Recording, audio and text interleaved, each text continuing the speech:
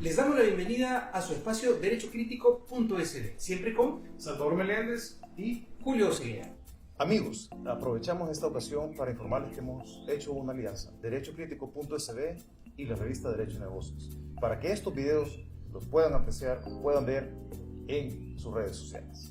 Y en esta ocasión vamos a tener un tema de actualidad y de extrema preocupación para nuestra población, y es lo que tiene que ver con las desapariciones de personas. Y para ello nos acompaña un especialista, Carlos Quintanilla, quien es abogado y notario, investigador, litigante y consultor en el área del derecho criminal.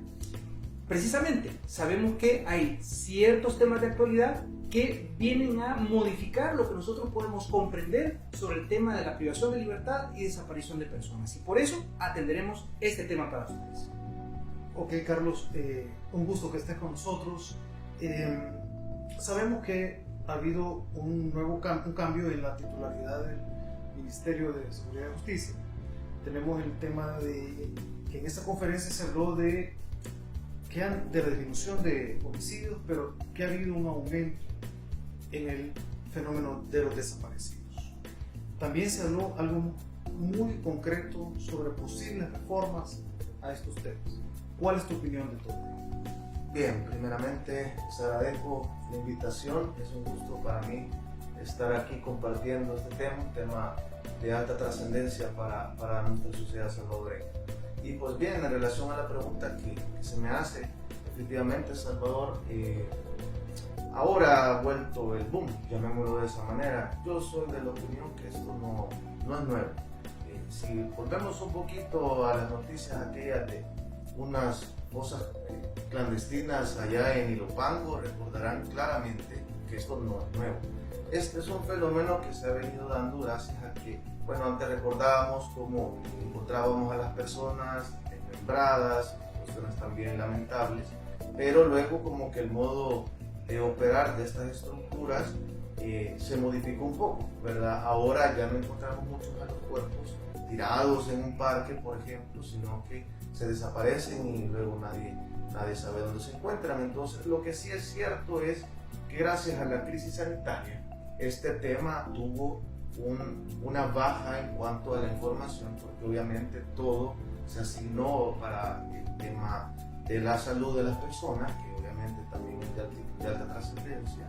Sin embargo, podremos recordar allá a finales de 2019, entre octubre y noviembre, pues aquí el movimiento en la Asamblea Legislativa para la creación del artículo 148A del Código Penal, el cual vino a penalizar este tipo de delito y lo catalogó como desaparición de personas. Fíjate qué interesante. Justo hemos tenido nosotros conocimiento que el día 21 de noviembre del año 2019 fue publicado en el Diario Oficial el decreto que le da vida a esta reforma, a la inclusión del artículo 148A, que se denomina desaparición de personas. ¿Cuál es la diferencia entre el anterior artículo 148 de la privación de libertad con el 148A de la desaparición de personas?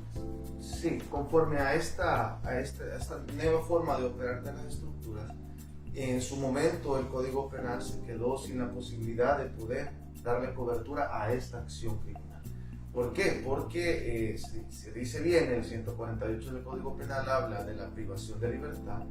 Este se queda únicamente a eso, restringir de la libertad a una persona de manera involuntaria, de manera no consentida, utilizando cualquier tipo de acción que coarte o coaccione esa libertad. Ahora bien, la realidad criminal en nuestro país determinó que no bastaba únicamente con la privación de libertad de las personas, sino que de manera adicional pues se ocultaban los cuerpos o se procedía a su desaparición. ¿Con cuál objeto? El objeto principalmente es impedir que la investigación pues logre ubicar o identificar a las víctimas, y con esto se da el tiempo es letal para la investigación. ¿Por qué? Porque los cuerpos se deterioran, las personas entran en unos estados científicamente llamados de putrefacción, lo cual obviamente a medida avanza el tiempo, entonces llegará un momento donde ya no se podrá identificar a las víctimas, lo cual golpea todavía más a las personas por el luto, el duelo pues, que debe de seguirse. Ahora bien, este delito yo pienso que es simplemente una forma agravada del delito de privación de libertad. De hecho, el 148A establece claramente como prerequisito la privación de libertad y que a esta le siga un acto de desaparición o ocultación de la persona. En tal sentido, se incorpora dentro del tipo penal ese prerequisito, lo cual que también para mí es un poco cuestionado porque no podría identificarse esta segunda acción de manera individualizada. Bueno, Carlos, qué interesante, pero también el 148A del Código Penal, en esta reforma, habla de concurso de delitos. Claro. ¿De qué otros delitos estamos hablando en conexión con la desaparición de personas? Recordemos que junto con este tipo penal se pueden cometer diferentes otros delitos. Algunos, conforme a las teorías de la subsunción, podrían entonces, para que la redundancia, subsumirse, como por ejemplo en esta disposición frente al delito de privación de libertad, porque si lo tiene ya incluido, obviamente no se va a procesar por privación de libertad y además desaparición de persona. Pero por ejemplo, en la privación de libertad o previo a ella podría realizarse otro tipo de delitos, podrían ser delitos relativos a la libertad sexual, por ejemplo, algún delito patrimonial, se me ocurre, u otro que podría siempre tratarse de manera concursal frente al tipo de la desaparición. Bien interesante. Ahora, tú mencionabas que el tema de la privación se está colocando como un requisito, como un paso previo a la tipificación de la desaparición. ¿Te parece que esa es la mejor manera de haberlo regulado o hay alguna opinión al respecto? Yo pienso que no, ¿verdad? Yo pienso que no es la mejor forma porque, a modo de ejemplo, imaginémonos, hay una persona que es la que realiza la privación de libertad. Y esta persona no necesariamente puede ser la misma que posteriormente se dedique dentro de una estructura organizada a realizar la desaparición o el ocultamiento. Ahora, si nuestra disposición 148A, que se encuentra ya vigente para iniciar acciones penales contra delincuentes, les pide como requisito que primero deba privar de la libertad y él no ha sido, entonces ¿cuál va a ser la acción que criminalmente va a ser sancionada o procesada en su caso?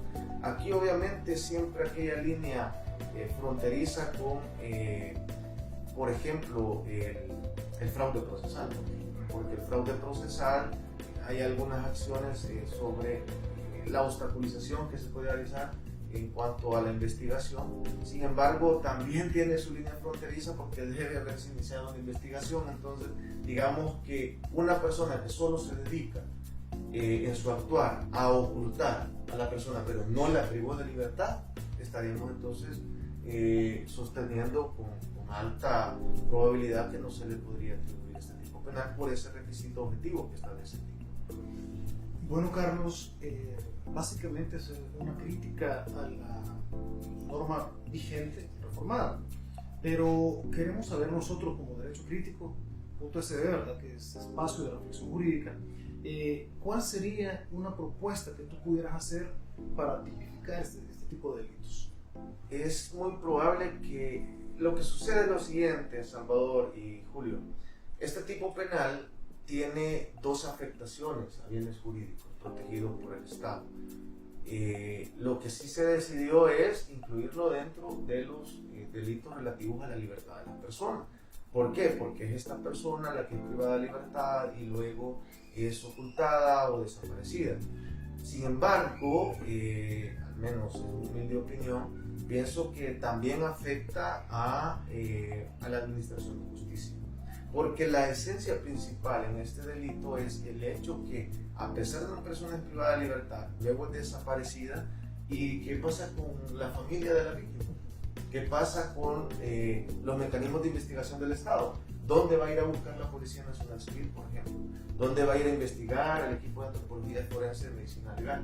¿Dónde va a ir a buscar los vecinos, por ejemplo, que muchas veces ellos son los informantes?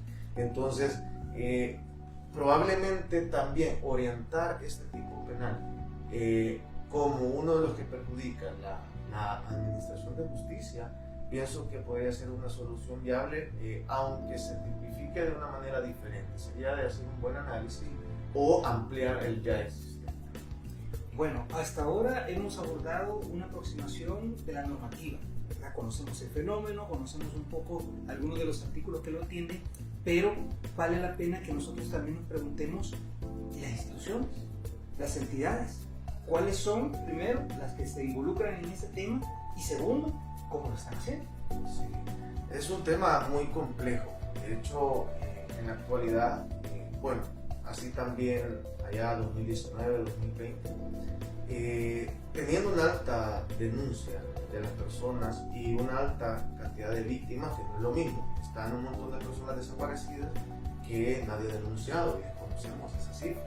Es una cifra también significativa. Y también tenemos las personas que tenemos identificadas que no conocemos su paradero. En este momento hay un limbo investigativo, es decir, no se puede hacer más que estar a la espera de una llamada telefónica o las instituciones de repente se dan cuenta que encuentran el cuerpo de una persona, y aquí es donde entra un proceso triste, lo llamo yo, porque empieza el llanto de las personas y el clamor de querer tener respuestas si acaso es una persona desaparecida. La persona que se desapareció de su homenaje familiar podría ser el papá, un hijo, un hermano. Entonces aquí empieza una investigación forense, evidentemente, porque son los antropólogos forenses los que principalmente por medio de aquellos procedimientos de identificación ósea, algunas partes del cuerpo, de estructuras que son orientadoras a determinar, por ejemplo, para empezar, si se trata de una persona, porque podría parecer como, ¿de qué estamos hablando? Es que una persona, cuando es identificada en una fosa clandestina, no necesariamente se encuentra con vestimentas. Hay personas que tienen 2, 3, 4, 6, 8, 10 años de haber desaparecido y son encontradas hasta ahora. Estas personas hay que empezar identificando si son personas. Bueno, estos hallazgos, llamémosle así, hay que identificar primero si son personas.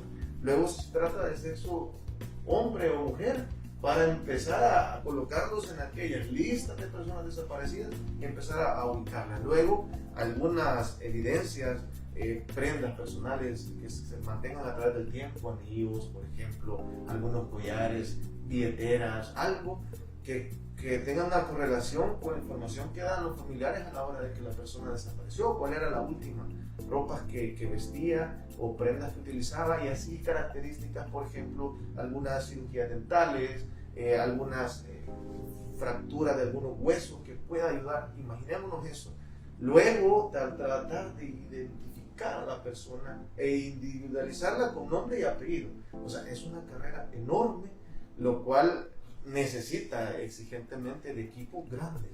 No estamos hablando de una persona que desaparece al mes o al año. Estamos hablando de muchas personas, lo cual requiere de mucho personal, requiere de mucho equipo tecnológico, requiere de proteger a la persona informante también, aunque ya que hablamos de eso, vale mencionar que seguimos basándonos siempre en el famoso testigo criteriado, que es al final, termina identificando dónde se encuentra la fosa clandestina, y aquí empieza entonces la misión para ver si finalmente el Estado puede darle respuesta a las víctimas que aún están esperando encontrar a sus familiares. Bueno, Carlos, esta reflexión ha sido muy interesante. Le ha dado rostro humano a un problema que a veces se maneja a nivel de números, de estadísticas, de noticias en los medios de comunicación, pero realmente hay personas, muchísimas en el país, que han sufrido esta situación tan trágica.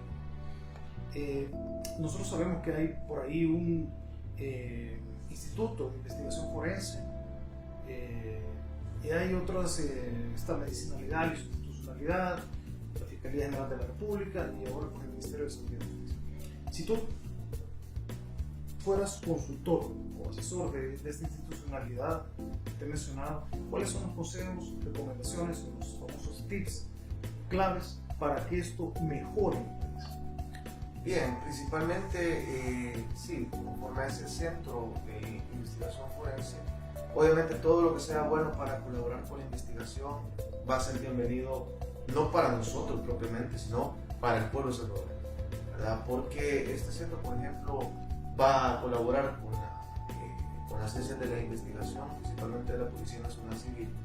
Creo que en este año, no sé si se reaperturó, solo que aún todavía está acoplándose para el trabajo ya en el campo, y obviamente siempre va a colaborar. Ahora bien, lo cierto es que este tema debe ser tratado con la emergencia que realmente los salvadoreños sufrimos. Es decir, si esto no entra en la agenda como prioritario, entonces nosotros no tendremos como Estado, cómo afrontar esa necesidad que requiere, como decía anteriormente, de recursos. Entonces, si nosotros no provocamos, o el gobierno como tal no se toma la facultad para apostarle a resolverle esta problemática a las personas, obviamente va a seguir desgastándose el sentimiento de la gente, porque el tema es eso, o sea, démosle respuesta a la persona, démosle respuesta, y solo le podemos dar respuesta si nosotros actuamos rápido, si nosotros investigamos rápido, encontramos rápido e identificamos rápido.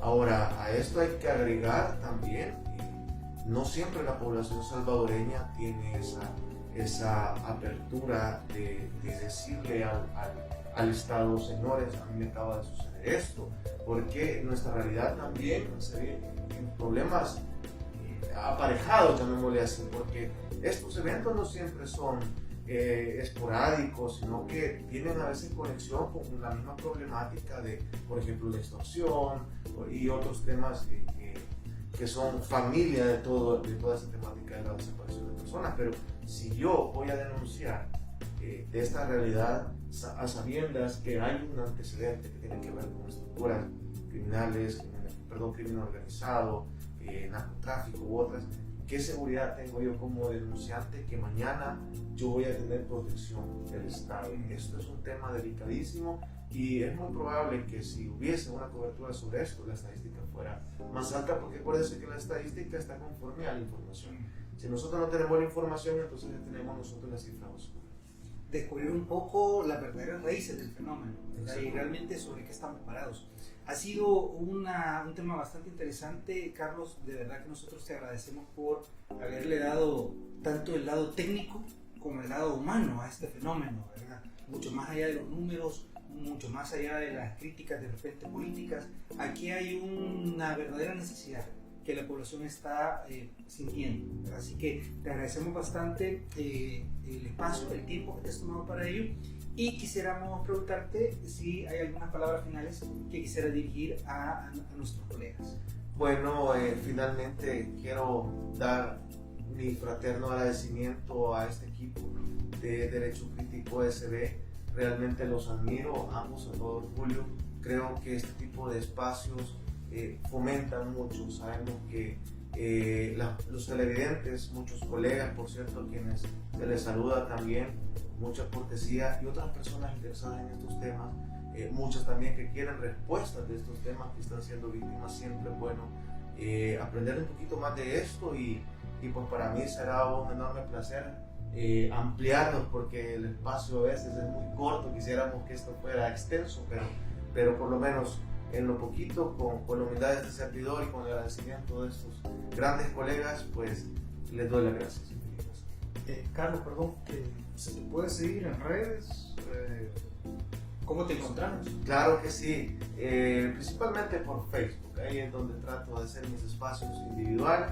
Me pueden buscar como Carlos Quintanilla, y pues en lo que esté para servirles será un verdadero gusto.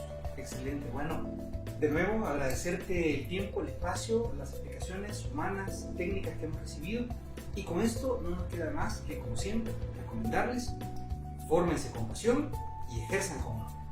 Y siempre cerramos con la famosa frase: no es lo mismo el ser que el deber ser.